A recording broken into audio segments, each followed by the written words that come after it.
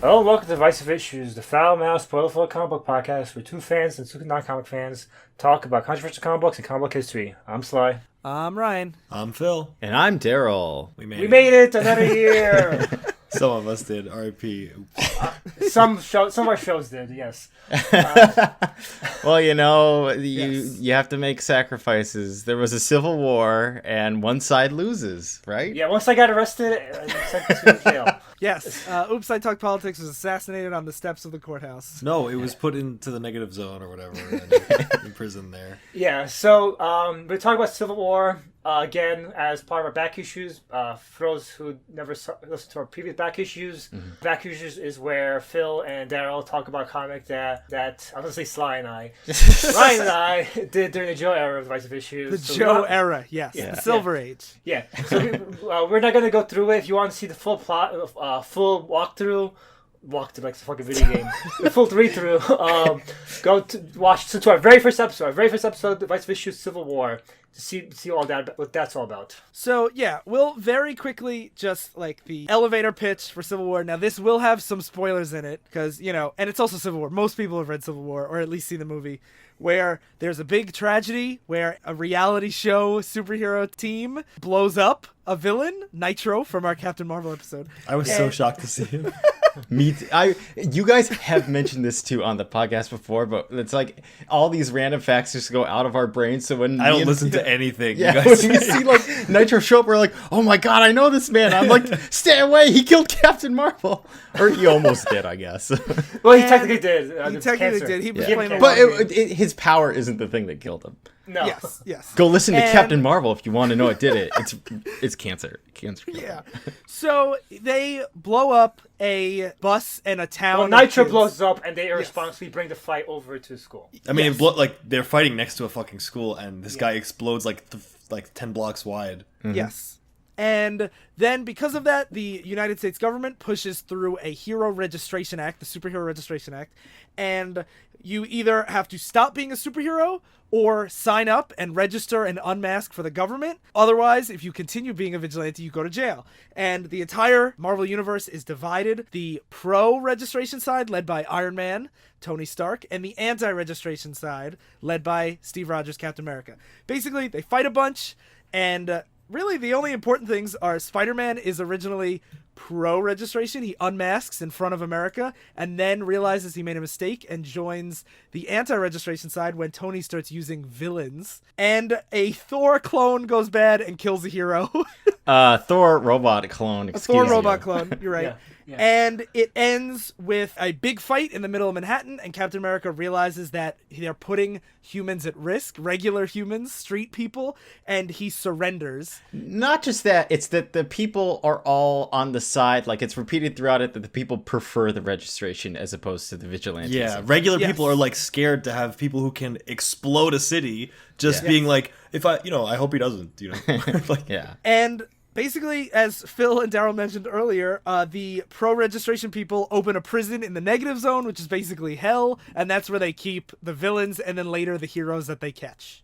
So, more important thing to note is that this is a series. I think this was before Ultimates. I couldn't believe this was Mark Millar, by the Yeah, way. this is a series that one of the series at least that put Mark Millar on the map. Like there wouldn't be no Nemesis, there won't be no funnies if it wasn't This for his is book. definitely the most restrained Mark Millar I've ever read. Where I was reading it, I'm like, I can't, like, it's so hard to deduce. You have one scene where Sue Richards goes and talks to Namor that is almost Mark Millar, where he's like, I thought the same thing. Yeah. I thought the same thing. I'm like, maybe I could pick it up here, but if you didn't tell me this was Mark Millar, I don't think I would have pegged it. Sue wanted to peg Namor, am I right?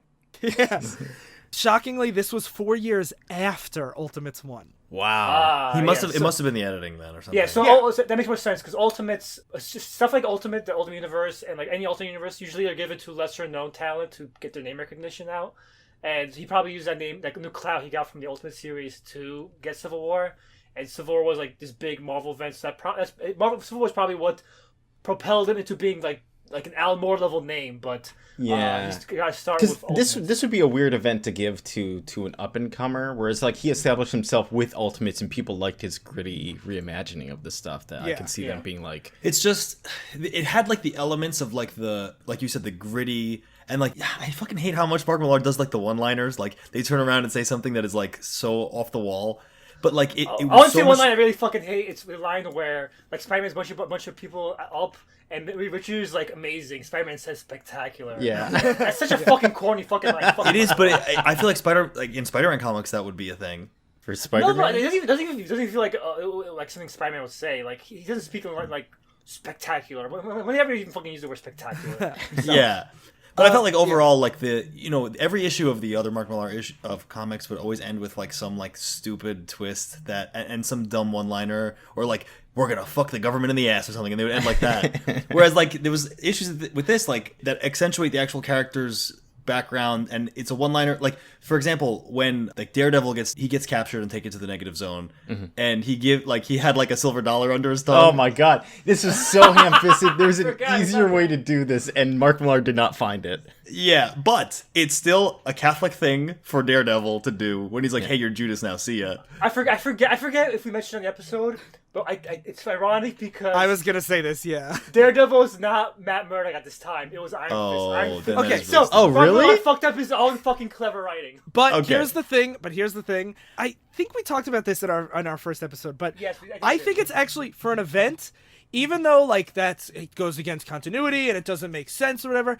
I actually think it works better for the blockbuster event to just be like, this is Matt Murdock, Daredevil, whatever. Even though it's dumb and it's an editorial snafu. Yeah. Reading this at any other time than in 2006, this scene works Daredevil should be Matt Murdock in Civil War. You know what I mean? Yeah. Yeah. And it's like, it reminded me, I'm like, because I didn't know that he was not Matt Murdock. I was like, oh yeah, he's pretty devout Catholic. Mark Millar definitely is writing Matt If it Murdock. was Matt Murdock, it's really it's more clever than if it's not Matt Murdock.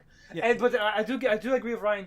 If you're going to use Daredevil in an event like this, and Daredevil should probably show up in an event like this that's iconic, you want it to be Daredevil everyone knows, not just some asshole like Iron Fist. But what happens when you have the Hulkling instead of Bruce Banner, right? Like, is that applicable? Well, that's a separate character. That's an character. actual separate character from a separate team. Why do they Bruce call him Ba- the Hulkling then? I mean, And he's 'cause he, big like, and green. Because everyone on that team was named after an Avengers member. Okay. Yeah. Is this like Young Justice or something where they're all like the it's- junior versions? they're called Young Avengers. Yeah. Oh god damn. Hot take. I liked this more than the movie. Really? Wow. Clarify why.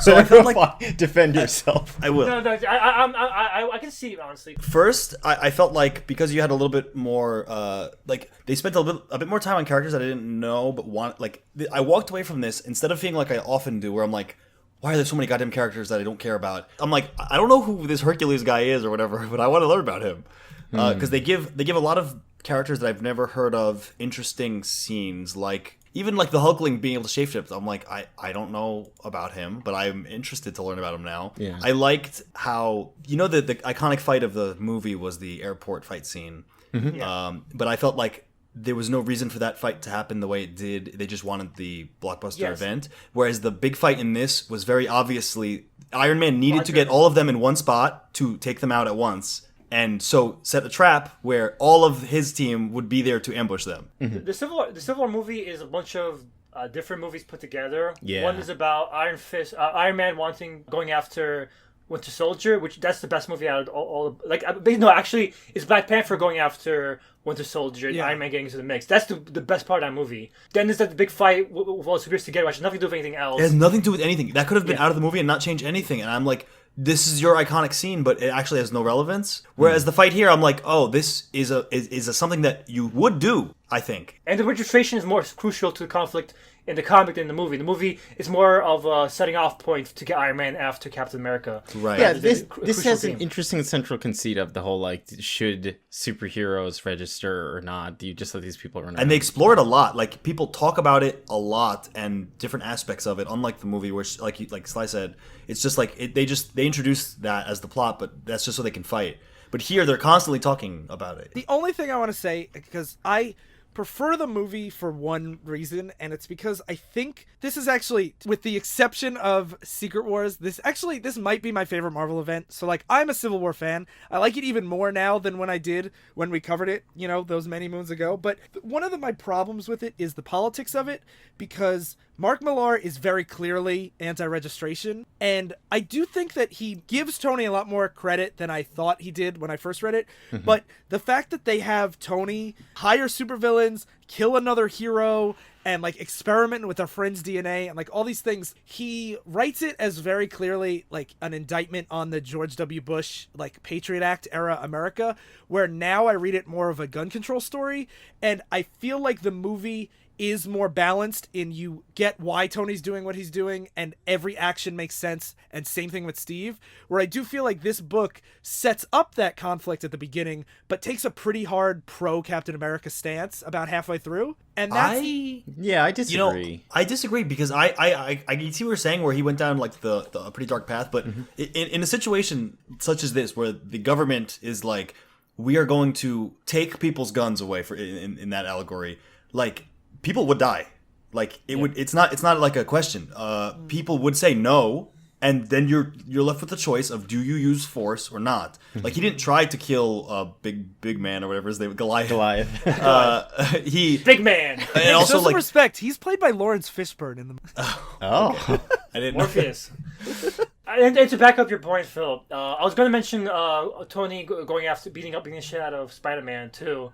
But in such a tense situation, like, he was gonna have to go after Spider-Man eventually. That's fair. Like, he was doing things like you have to down the line eventually. Yeah, so it's like I didn't feel like he was like, oh, what a villain. He was like, I feel like my ideal is right, and I have to accomplish that. And I think naturally that is what happens. That's what humans tend towards. Is if I need to accomplish this, things become more permissible. I also don't think that it was so pro Captain America, because they made multiple allusions that Captain America is going too far and he's stressing people out and he's breaking them. And then at the end, like, it didn't feel like Millar was going against what the message at the end was, where it's like superheroes are supposed to be for the people, and that's why Captain America turned himself in, because he's like, we're no longer for the people if we keep fighting against what they want. And that didn't feel like Millar was trying to say the opposite of that, where it's like, no, superheroes should be about vigilantism. It was more about like the growing pains of the old superheroes versus like the new vanguard. And I agree that the connotation is that Captain America is right, but like from the feelings perspective, you're like, oh, like, come on, Cap. But like at the same time, the adult argument is like, it's painful, but you have to do this. Someone in there specifically said that your brain says Tony Stark, but your heart says Captain America. Right, exactly. That's how I felt, because I'm like, it sucks, and I want Cap. Part of me like wants Cap to be like, no, freedom is more important. But at the same time, there's your brain that's like, I understand why this might be necessary. Yep. So I completely stand corrected, because I always felt like, to a first-time reader, I felt it was more pro-Cap than on rereads. But if you guys are reading it for the first time and feel that it is pretty even-handed and balanced, then I was extrapolating and projecting based on mine and Joe's first reading. No, right. That's what I wanted to mention. That's because at the time, everyone thought it was such a common complaint that they actually retconned Iron Man, that he wiped his memory of all of this to become salvageable as a character. Marvel itself regretted this so much, the decision with Iron Man here. They had Tony wipe his memory. I saw there's a lot of like comments below on this website, and there's a lot of people being like, fuck Iron Man, he's garbage. This is garbage ending, stupid series. And I wonder if in like our... Like, especially because it opens with what is the equivalent of a school shooting, in the Marvel Universe. I wonder if that has completely changed the politics of the book in a way that, like, somehow Mark Millar has aged better? Well, yeah, the work is a life of its own. I also think Phil and Darryl are more politically minded. They're able to disconnect their feelings more from their what they want for the country. Like, they're not going to vote Trump because Trump speaks like them. We're not libertarians. We're not sitting here being like, no, my right to do this is more important than, like, the ramifications. Yeah, I sympathize with Cap a lot, actually, but... If I was like, I have to make a choice, I would probably vote pro-registration. Yeah, in the very beginning, you should not have like a bunch of idiots hunting down Nitro, a guy that can blow himself up. It's like a bunch of reality show people. This is clearly something's wrong when this is happening. And I was like reading about the New Warriors, because like New Warriors was a team like this was like a team that basically got their reputation tarnished because of the story. But like, and I talked about it in the Civil War episode. But reading it, it's actually a clever inversion of the status quo because the New Warriors did become a reality show at the time, and Speedball, which is a fucking goofball, he led the team. And like in a comic book world, a character like Speedball who bounces around, his power is literally to bounce around. He has a bouncing cat. That makes sense. But in a serious world where things are actually supposed to be realistic, a character like that would be reckless and destructive. He would not be amusing. You would not put lives in the hands of somebody like Speedboy or Speedball, what the fuck the name is. So That's really fair. Yeah. And one thing I do also want to say about why I say this is my favorite Marvel event, it might not be the one that I enjoy reading the most, but one of the reasons why I think it's so effective is because we talked about this with Civil War 2, where there's a lot of important scenes that are left for tie-ins. And I actually, people are going to shame me probably, but I own every Civil War tie-in on my bookshelf. How many is that? That's not giving me a good, fucking, like, shame. Probably a good, like, 20 trades. Okay, that's a a lot.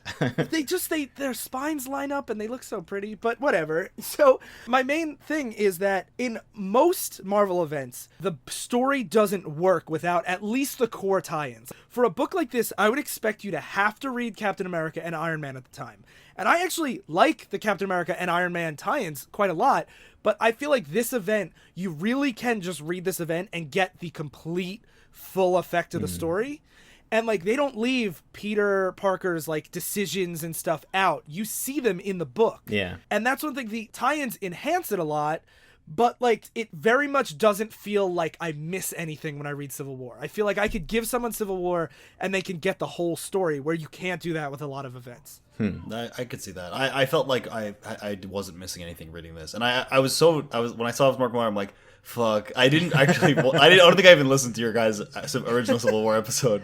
So I was like, I kind of know what it's about, the registration thing, but I was not expecting to enjoy it. And then by the end, I'm like, I think that was good. Yep. Yeah, I really enjoyed it too.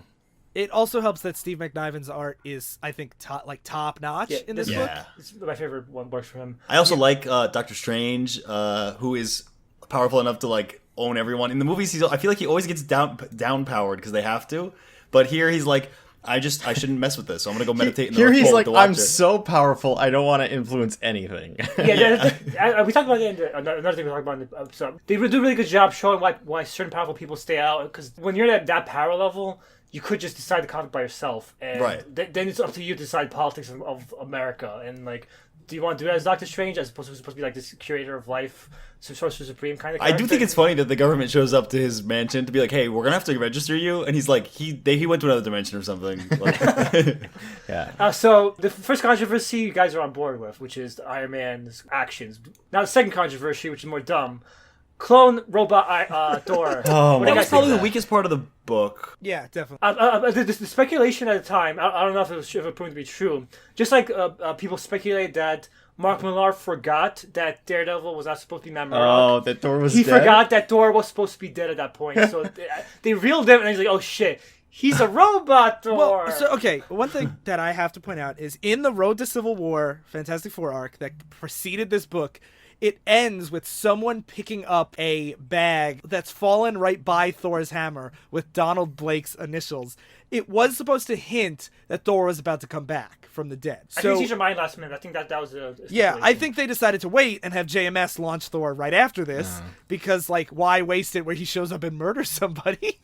But yeah, it's dumb. And it actually, that's one of the moments that did kind of, like, hurt characters going forward, because that's the thing is, like, Reed Richards and Iron Man, that's the moment where it's like, yeah, it's one thing if a fight gets out of hand, but they lured them into a trap and then had a, like, clone of a god show up and electrocute everybody. That's, like, one of the, like, maybe they went too far kind of moments. But he was supposed to be programmed not to kill. I know, that's why, like, I'm coming more around it after hearing you guys talk about it. That was also just, like, so weird, like, the fact that it was, like, programmed not to kill, but something went wrong and it doesn't give you a satisfying explanation as to what went wrong. It's just Reed Richards doing an operation on Thor's brain, being like, I think I fixed it, maybe. Spoilers, it's because Hank Pym is a Skrull in disguise. Are you serious? Yeah, eventually it was revealed to be that. my I think God. I think at the time, that was like. Oh my god, the Hulkling was acting as Hank Pym, who's actually a Skrull. But that was definitely like a retcon to save Hank Pym's character, who was pretty damaged by this. Yeah, but I think that excuse that it was a robot and he had a circuit firing his brain, I think that was plausible deniability, so no one's character gets completely tarnished. Like, it was a deliberate attempt to murder their friends. Yeah, absolutely. Which I feel like that would be so much more impactful if you have something like that echoes the initial thing where it's superheroes trying to stop Nitro and then he blows up and causes death. And you have superheroes fighting each other and some of them just don't know like how powerful they might be. Like, I could easily see Thor accidentally killing someone that he's just trying to subdue. But the one of the weird things about that is, like, if that happens in this event, like, that should happen pretty often because they're all so powerful that I don't know how they don't fry each other, like, often. Yeah. And that always leads to a problem. Like, they have events so often. They already have this problem, I think, now where the X-Men have done so many atrocities, and I always bring it up. Like, they should be fucking in jail all of them. But, like, if you want to even add to that, these characters be mass murderers too, even more so than they already are. Yeah. I think that they do that so these characters aren't just monsters on page. Like, they have to have still be heroes at the end of the day. Yeah. Makes it more boring. Yeah, but like, it's always a question between the standalone story and it as a universe. Like, it might work for the story, but you it's know not gonna what? work. That's why I like Green Arrow, because he just, at the end of the day, he kills Prometheus, right? Yeah. So, Sly, I have a question for you, because we've talked about this kind of trope a lot, and so the New Warriors, you said it's an inversion, it makes sense and everything, and I know that's been one of your big sticking points in the past, but they kill Goliath here, and Goliath is not a character in the story until this moment. Yeah. Are you okay with that now? No, I'm not. I mean, when I clarify in the Warriors thing, I should clarify. I thought it was clever using the status quo at the time. Not that I'm like, this is great, but like, Yeah. It shows that Mark Millar was actually considering stuff when writing it. Goliath was just lazy, though. Goliath's stuff was just lazy. Okay. But it is also the moment that, like, really, I mean, I guess that is, like, the definition of fridging, but it, like, ups the stakes pretty hard. Yeah. But, yeah, I wanted to revisit that, because I know, like, that's been a point of contention for you in a lot of stories. Yeah, it was more like, we discussed this story can have bad things, like a robot Thor, and still be good overall, I think. Absolutely. So, Is Hercules a god? Yeah, yes, it's he's actual literally Hercules. Okay. He fought Thor, like, he was Yeah, I was like, like I was really interested in him because I'm like, he seems like a Thor, like a god level character. I've just never heard of him besides like mythological. Hercules is so much fun. He's basically Thor without the, like, drama, where he's just like, let's just get drunk and sleep with women and go on adventures. And, like, he is like the classical kind of Hercules. Yeah, that's cool. I liked recognizing Captain Marvel in this. Oh, yeah, he shows up randomly. He shows up to fly in. I'm like, it's when it's all like the clone superheroes and Captain Marvel shows up. I was just like, this is a low blow Iron Man.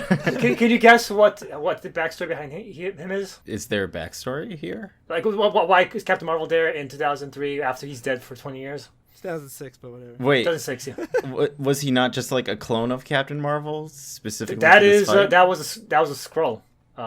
I saw those guys. Everyone's everyone's a scroll. That's actually what's really funny is we talked about this on the first episode, and I said the same thing where I was like, oh, I thought he was just like, because it was all the clones, and so I was like, no, he came back and he was a Skrull, and it was like this weird status quo, but they like hit him on that page so that if you were like a fan of that status quo, you'd be like, hey, he's here, but everyone else could just completely hand wave it. Yeah, they were saying how that's the best way to handle something like that, where if you know who he is, you'd be like, hey, he's here. Yeah. I want to read more about him. But if you don't know what it is, it doesn't matter at all. He just shows up and he doesn't say anything about him. Like, it's just... Wait, is this why Cap is in jail and gets shot? Yeah.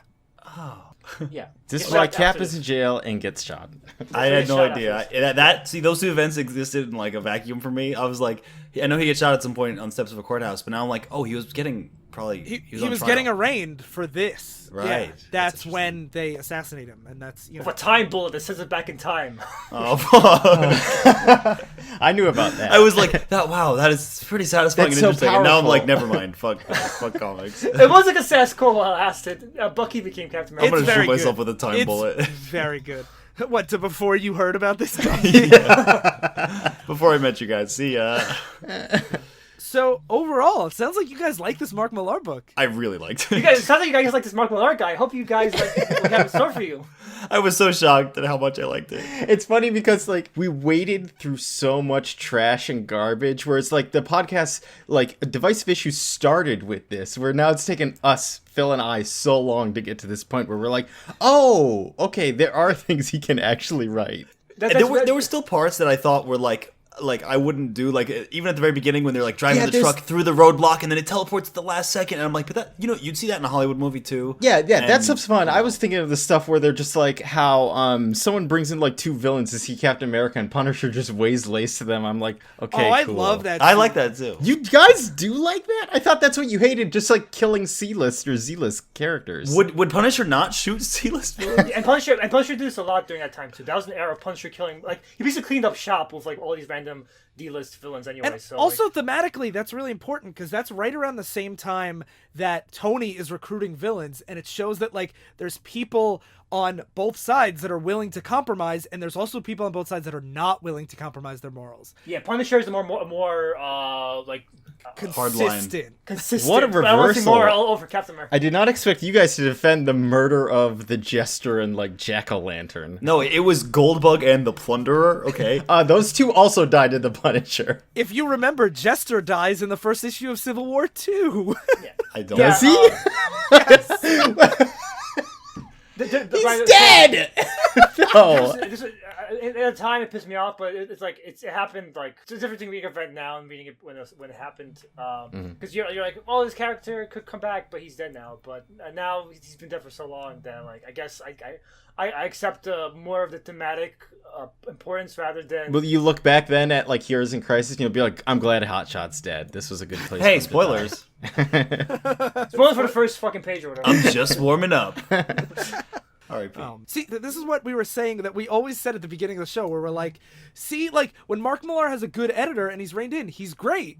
And This is the only thing I've seen. This is the only thing I've seen where he's great. Yeah. But that's the thing is, like, and now, like, the more shit Mark Millar that we've read, it's funny because, like, I forget that Civil War, his Marvel Knights Spider-Man run, and Red Sun are books I like a lot because I can't think of that as Mark Millar. I think of that as, like, an editor. That's what he wrote. He was that was his job interview for Marvel. Now he's like on the job, like drinking and smoking, sexually harassing people. Like that was his job interview to get into your hearts. Now he's just fucking around. He got the job. Yeah. He got tenure. He can do what the fuck he wants. I guess Kingsman was okay too. Yeah, that was. On But was the better it, side. like, was it as good as Civil War? No, I don't think so. No, he dropped no matter how you view it, he drops in quality. And I find it funny because like what Ryan suggested, we reversed where we started with Civil War, but it's just funny because Joe, he got the Mark Millar image that everyone had like deconstructed in front of him. He saw Civil War, he saw Trouble, and he's like, "This is great." And then he read Wanted. He's like, "What the fuck is this? Like, I can't believe But this is what happened." the thing that's so weird is that, like, Wanted was 3 years before Civil War.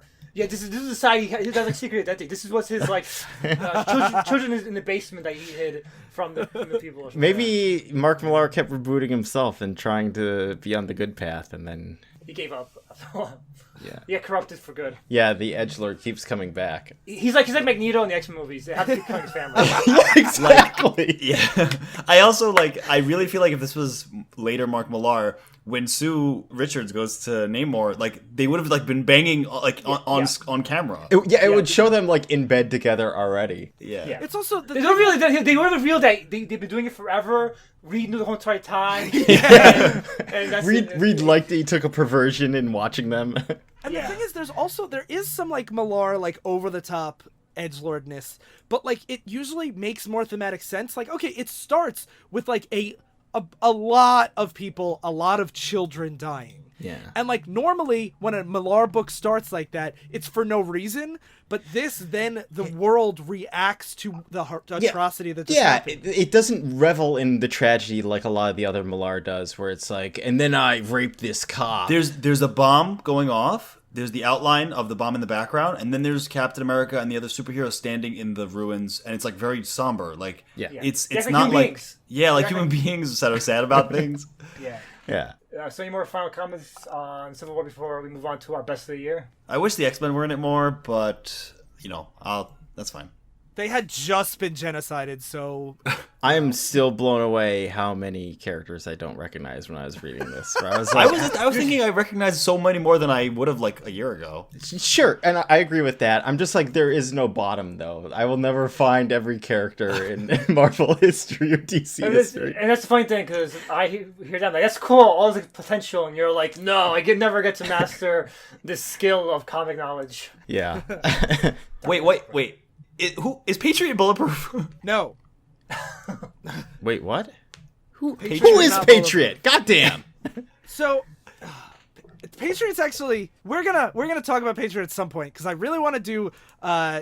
Oh, it was his shield he was holding. Okay. Please don't Yeah, say he's your favorite character. No, it's not that he's my favorite character. It's just his. Okay, the TLDR, real quick, is his grandpa was a black soldier that was part of a battalion that they tested the super soldier serum on before Steve Rogers because they wanted to try it out on black people first, behind the scenes, because it was the 40s and it was the American military. And Patriot picks up, like, he finds this story out because his grandpa at this point is like completely paralyzed and just sits in a chair all day because of effects from the not ready serum, and he takes up his mantle and he's like, I want to honor this great American soldier that like pretty much like gave us Captain America but nobody ever knows about because it was top secret because it was fucked up. That is, to me, a fascinating premise. Yeah. And I would love to cover that book and also Young Avengers at some point. So that's just your little taste, Darryl. So he's your favorite hero. I get it. All right, so now we're going to do the best and the worst of the year. The comics we loved and we hated the most.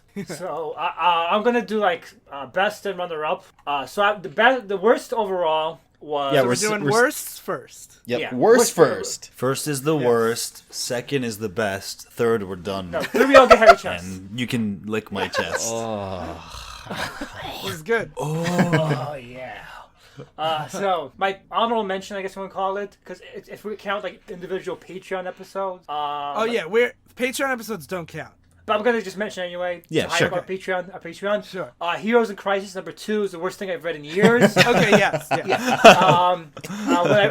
For those who don't know, who not listen to Patreon, we decided to do the new DC event called Heroes in Crisis about like basically like a bunch of D-listers dying while trying to get mental therapy. And the second issue is complete bullshit. And when I read it, I'm like, I don't want to do this anymore. We're going to cancel this fucking idea. I don't want to read this shit anymore. But third issue did pick it up, but it's still probably irredeemably garbage. And I just want to list that as my honorable mention. The reason why, part of the reason, is that in it, if you don't know, Harley Quinn manages to beat Superman, Batman, and Wonder Woman at the same time. Yes. Harley Quinn is a better ninja than Batman. Yeah, And Superman concludes the battle by saying, "She's as good as you," to Batman. She's able to outrun Superman apparently because they say like, you won't be able to get me before I do this to Batman. So Superman's like, you're right, I can't get to you in time. You super speed to Harley Quinn. Even though there are people who he is as fast as who can like walk around the world in a second, it's like, I guess I'll do it. It's too fast. Batman, I'm not that fast. I can't get her. So my top pick is Ultimates by Mark Millar. Good pick. Yeah. So Can you remind me what that one was? I blocked it out. This A stands for France. Hulk smash horny? Freddie Prince Jr. Hulk wanna smash. Hulk wanna smash that pussy. Hank Pym But what beats was his the wife. plot? Yeah, a lot, really brutally. The aliens. It's basically a bunch of Skrulls. They were the Nazis. They were the not Skrulls that Yeah, were. it has no payoff except that one issue where it happens. It doesn't get mentioned ever again in any other issue that they're Nazis. No, every issue feels like Mark Millar wrote it like self-contained because nothing flows into each other. There's no themes really. We tried to analyze themes about toxic masculinity. We read the first part. We were like, this is potential. Then we read the second part and realized this is not leading to anything. It's just fucking Mark Millar writing whatever it feels like, and it's dumb. And I don't like. One thing I do want to say, the only reason why Ultimates 1 Volume 2 is great is because someone named James, who has never interacted with us after this, wrote in just to say, hey, excuse me, but one of the things you think is the plot hole, Mark Millar explained, and he's actually a lot better than you think. It's because we shit on him a lot, and he now that I know, James now I know is right. he can He do was good- better. Yeah. Thanks, James. You're right. It all comes around. James wins a year later. Yeah. But also, speaking of our fans, they all call us idiots when we said the first part that this story has potential. Ultimates has potential. They were right in the second half. We were wrong. We will never ditch you again, fans. Mark Millar is almost clearly redeemable. Now he is. Let's not I speak for all cannot of wait us. for Ultimates 2 because I remember liking it way more than Ultimates 1, and I probably was wrong. All right, so tell us your favorite story, Ryan. Your least favorite. Least favorite Least story. favorite. So, I feel like I should say Ultimates 2 because I liked Ultimates 1. Like, again, I keep saying this. The second half of Ultimates 1 because I liked it so much. Oh, yeah, you said the Ultimates first 2. time. You said Ultimates 2 in the beginning. So I know. I'm very confused. Yeah. Yeah, I think that just to me is just where it's at though, because like I liked the first half so much, and I was like really put myself out there, and then the second half was just the worst. I think you guys convinced me that Kingsman was better than that, because we did Kingsman this year too. Yeah, I gotta say Ultimates 1 Volume 2. That's pretty damning. Mark Millar Marvel work that's worse than fucking solo Mark Millar. That's Yeah, man. So yeah, that's what I'm gonna say. Daryl? It's Phil next. Oh, Phil, sorry. I forgot order. Go ahead, Yeah. Phil. We have to go in order. This one's tough because I don't like anything we ever do on the show, so it's like everything's my least favorite. I should say Mark Millar because I do hate him a lot. But I think as far as like things I enjoyed reading the least, it was probably those like Mr. Miracle Stanley. Oh, the ones of people, the Funky Flashman. the people dunking on Stan Lee. Yeah, the critiques of him. I don't think I enjoyed reading those at You didn't all. like Angel and the Ape? I don't even The one with the monkey and the it. woman and... We've read a lot of monkey stories. Oh, that's the one where he's like, I need these 3 books to save the world. or No, whatever. that's no. that's our Patreon exclusive. Okay, so we have our monkey books this year than we thought. That's another hype for our Patreon episode. Go check out our monkey episode on Patreon. God damn, I can't. It's because what happens each week is we do something I don't want to do, and then I block it out of my memory. So like I don't remember most of the stuff we did this year. Phil's choice is his entire podcast as a whole, like, and the hosts on it and everything, and all the fans and everything related to it. Yeah, I try to not remember you guys, but I disliked that a lot. I disliked What Ultimates. about when the Joker was the ambassador to Iran? You love that, right? No, that one I don't think it was like the worst thing I've ever read. It was just not good at all. Identity Crisis pissed me off a lot, even though I think again that's not like the worst thing I've ever read, but it was not good. I thought Identity Crisis was plenty good, plenty fine. But you really like the ending kind of ruined it for you. Maybe that I can't remember anything besides the fact that she cheated to do all that stuff. Oh I'm yeah, like, that's she true. never Whereas like fucking I think more about how it came together rather than the logistics of that. None of it can actually make sense. Where I'm like, this is a good twist. I'm like, I did not see this coming. I'm too stuck on it. I think like that stuff. Yeah. So I just said a bunch of things. And Ultimates, obviously, now that I'm thinking back to Hulk Horny and stuff. And we picked so far like 3 things. Yeah, that's a lot. yeah. But number one is probably the Stanley Funky Flashman. I think so. I really was not enjoying reading them at all. And so I'm kind of similar to Phil in that, like, I don't dislike the most stuff that's, like, really bad. Like, the problem with Mark Millar is often he is very entertaining, even if it's in a very pulpy, schlocky, disgusting manner. And the worst for me is just anything that I'm not, like, enthused to read or that I feel like is failing its premise. And we did not read that much bad this year because I was looking through the list and I was just really trying to figure out what it is I really dislike. And I think what I have to come up with is the successors to Captain Marvel appearances where you have like after Captain Marvel dies, it kept trying to introduce all these new people to be Captain Marvel and like none of them did anything for me. And I'm like, it's interesting to learn the history, like I find that valuable, but the material in and of itself is so dry and boring and predictable and doesn't go anywhere. The stuff with Genis later on, the episode we did after where he goes crazy, that I like, but like the pre-Genis, like the 90s stuff or Miss Marvel or even when it introduced Monica, like none of that was doing anything. It felt like work having to read that. Well, it's like you said in the episode itself that these all when you read a bunch of introductions, character introductions, they all bleed together after a while. Like they all just hit the same beats. Yeah, and it's just crazy so many times that you're trying to reboot this character and just nothing sticks. Where it's like I'm not like, ooh, what's like the next issue like? It's just like, Yeah. get me out of here. Yeah. Because it's just like why does this exist? Like, what story are you trying to tell here? And a lot of them is just like, we need this character to exist. Can I say I'm surprised no one picked the Stanley Just Imagines?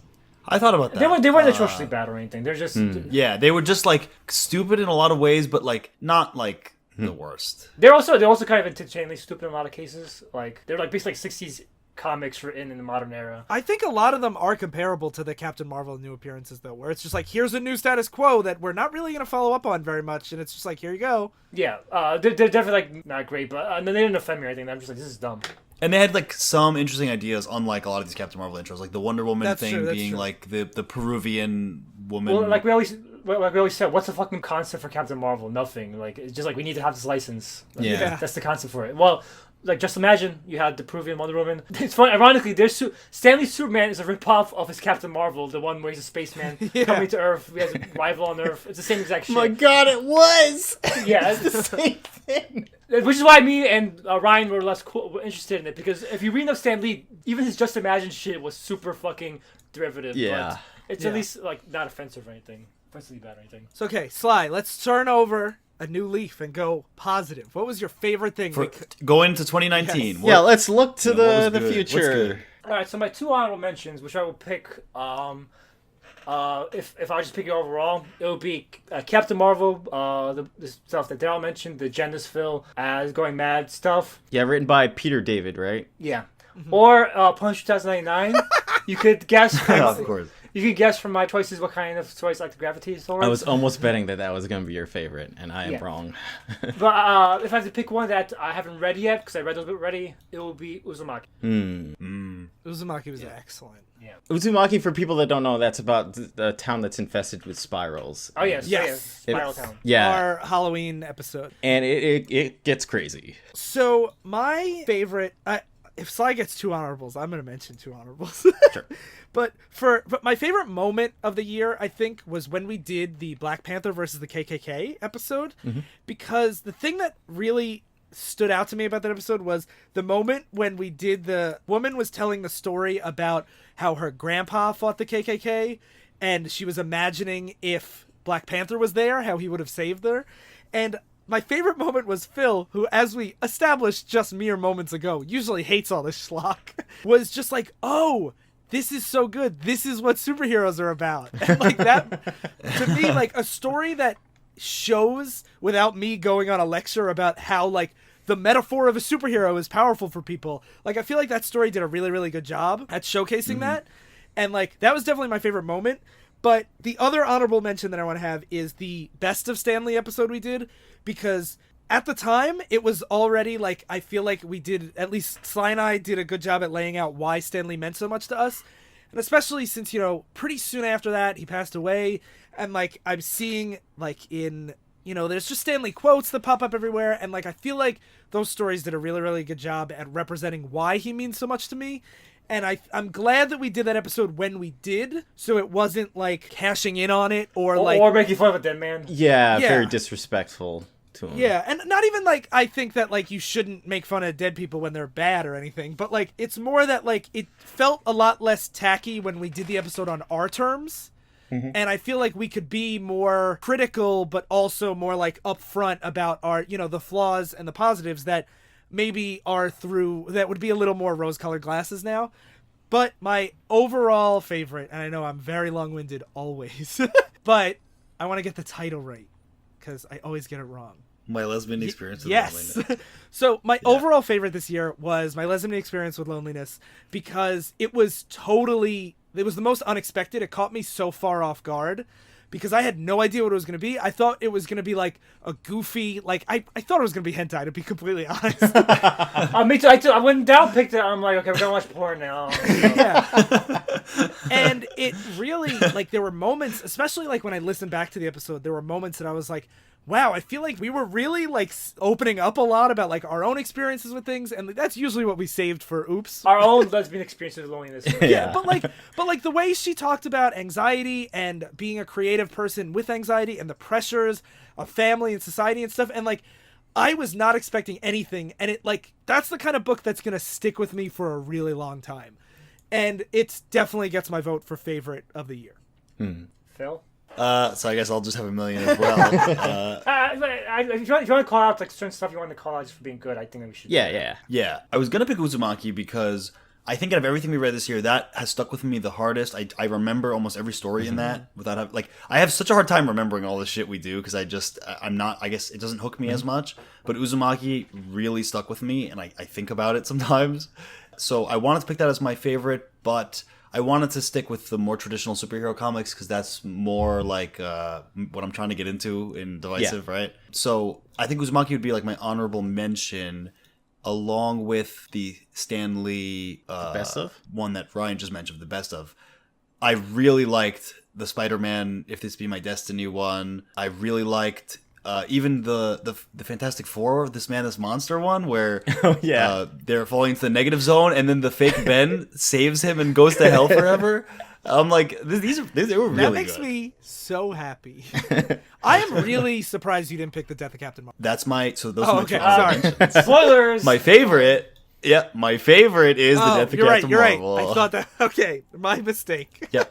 Well, that's a proud thing that actually got a Phil to pick an actual comic over a manga. An actual comic. I mean, a modern Western comic. Actual comic. And for Phil to give honorable mention to Silver Age comics, like we did it, guys.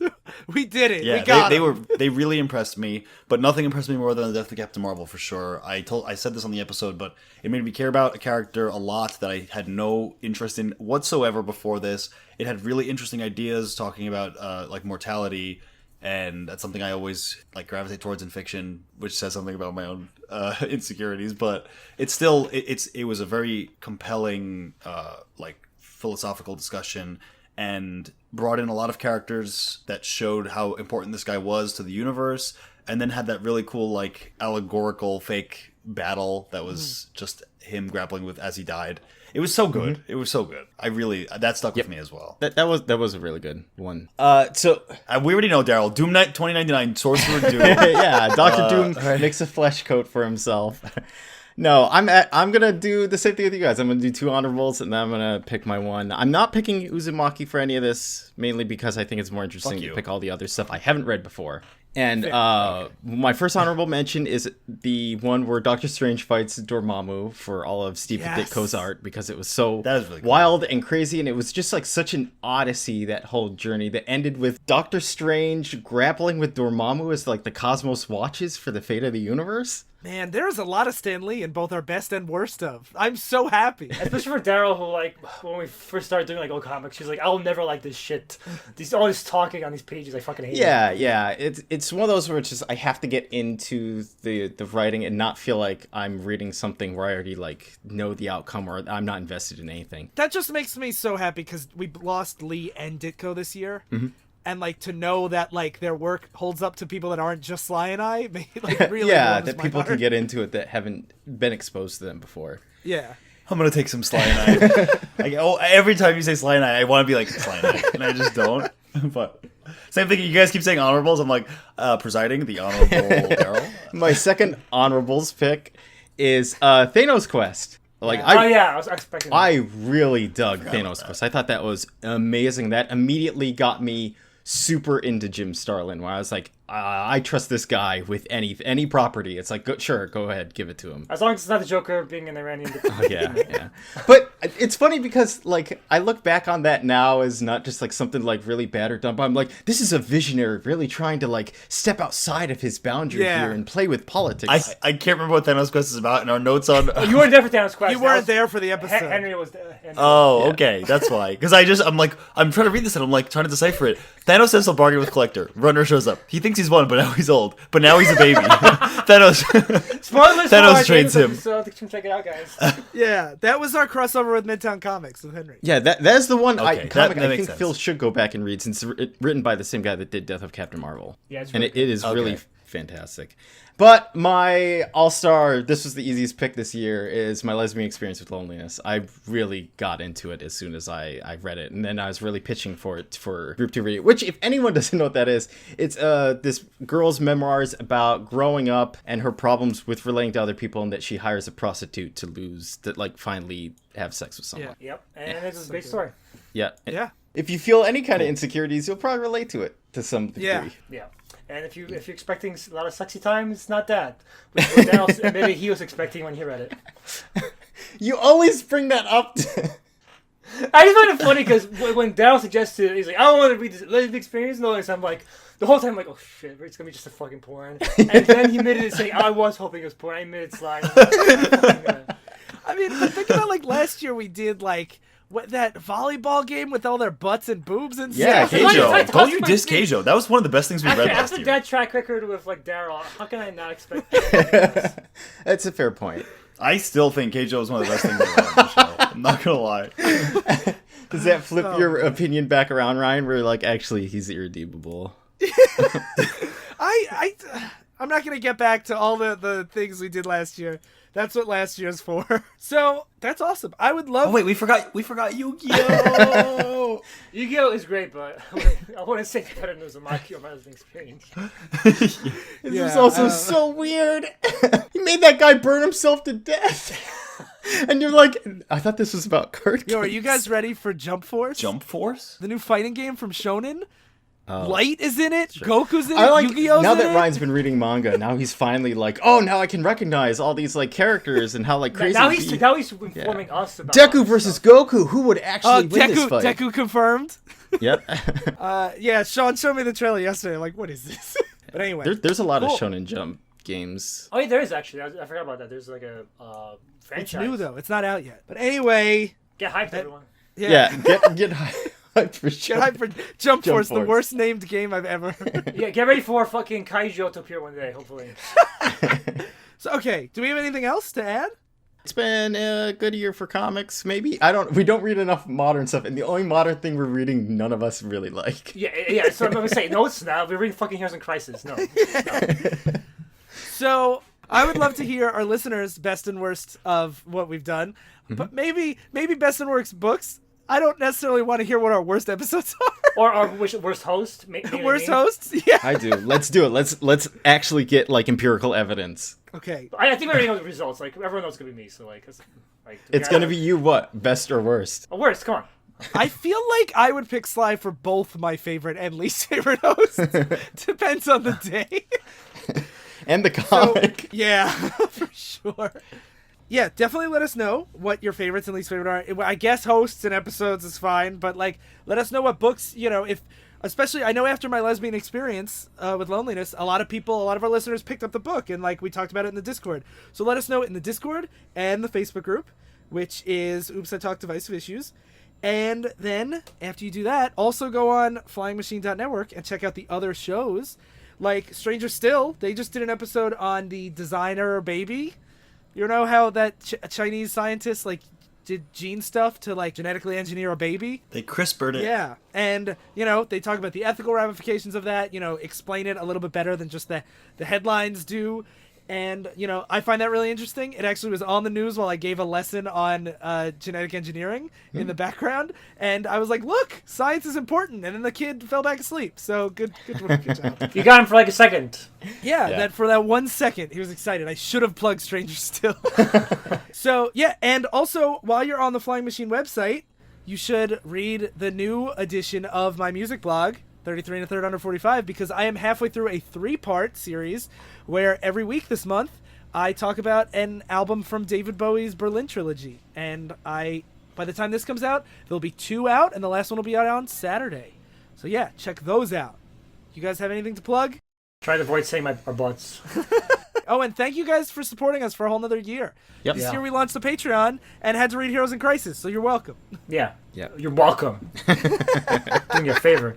So thank you all for listening to Divisive Issues. I've been an honorable mention. I've been Phil's inspiration on metaphorical superheroes. I've been taking cyanide. God damn. And Merry Christmas. I'm thankful we didn't read Lobo this year. Thank you all. Thank God. Thank God. Thank you to all, and to all Thank a God good for night. no Lobo. Stay in Lobo. God damn. Thank God, no, you guys.